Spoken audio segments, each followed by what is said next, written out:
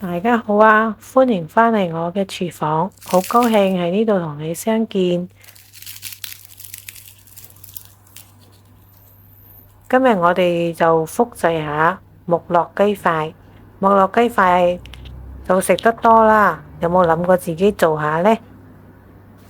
自己做嘅食得放心。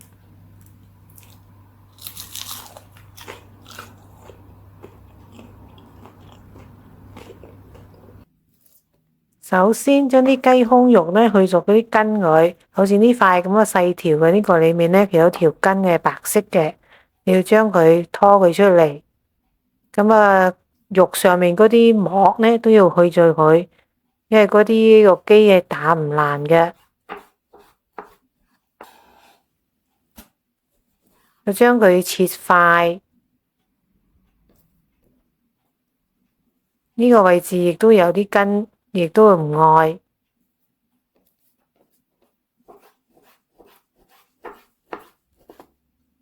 切塊放喺個絞肉機嗰度，稍微打碎下佢。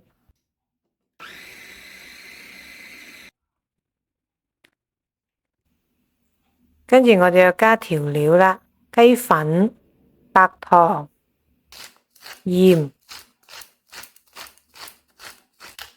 胡椒粉、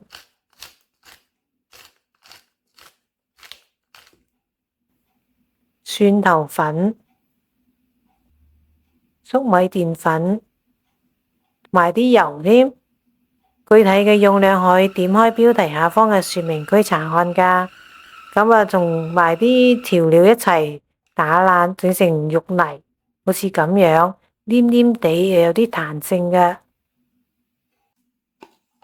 倒喺個保鮮紙上面，用個羹將佢啲裏面嗰啲空氣壓走，壓實佢，唔好有窿。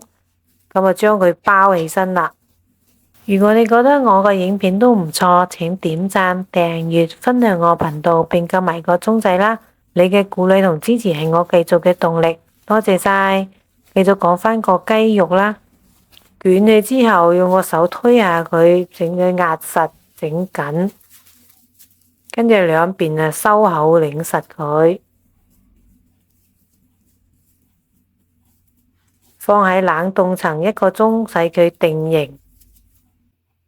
而家整粉漿，呢個係低筋麵粉、粟米澱粉，加啲鹽、胡椒粉。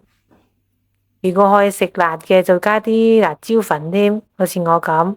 再加入清水，將佢攪到呢冇嗰啲粉粒。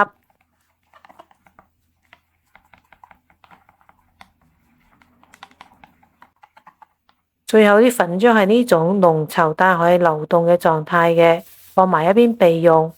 我嗰塊肉呢就凍咗係30分鐘啫，都稍微定型咗少少啦，都可以切啦。就切成1厘米厚嘅厚片。如果凍嘅時間耐啲嘅話，就會硬啲，好切少少。就將佢整形，你想整咩形狀都係可以嘅。呢個係 DIY 時間啦。之後就全部裹上澱粉，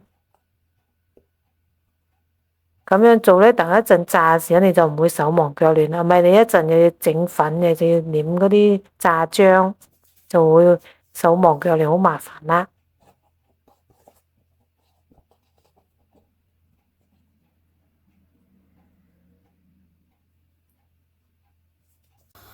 煲裏面嘅油要燒到150度，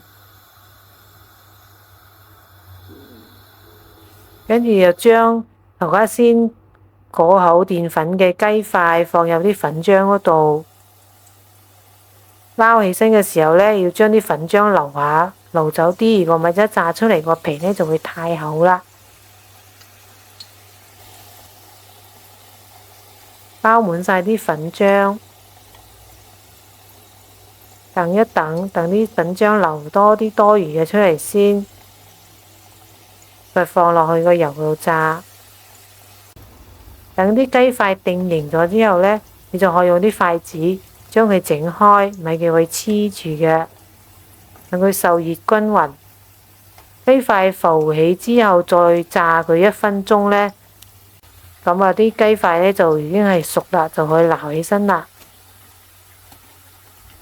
其實呢，每次做嘅時候呢，你可以做多啲，跟住呢，你就可以咁樣炸咗1次之後呢，要將佢放凍，放喺冷凍嗰度嚟保存。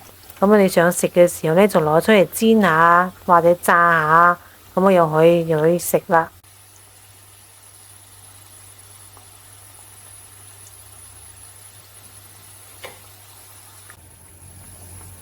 炸到1次出嚟嘅成品就係咁樣嘅。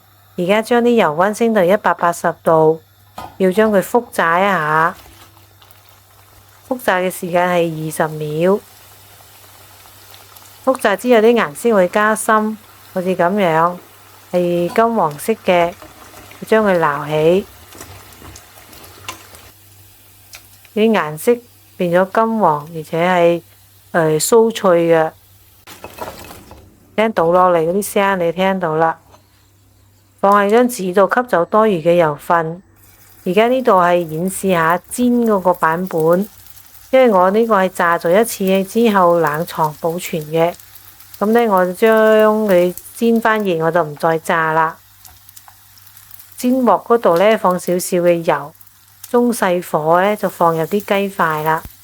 咁啊，每面呢，煎佢1分鐘之後呢，你又翻面。如果你係冷凍嘅話呢，咁你煎嘅時間呢，就可能要8到10分鐘。咁啊，煎到金黃色，裏面都熱啦，咁你又可以翻面取出嚟啦。亦都可以放喺嗰個焗爐嗰度加熱或者油炸啦。麥樂雞塊呢，你可以配番茄醬啊、芥末蜂蜜醬啊，或者蛋黃醬食都好好食嘅，搭配住嗰啲生菜或者沙拉。咁樣呢，呢啲又美味又可口喎，表皮金黃酥脆，隱隱有啲辣味，裡面嗰啲雞肉 Q 彈潤滑，真係好食啊，完美複製到啊！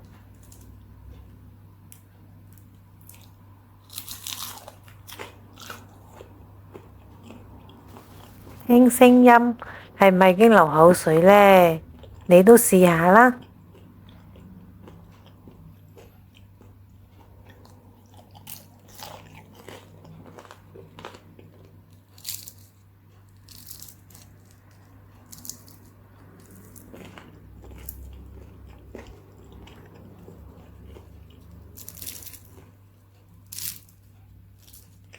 如果你覺得我嘅影片都唔錯，請點讚、訂閱、分享我頻道並撳埋個鐘仔啦！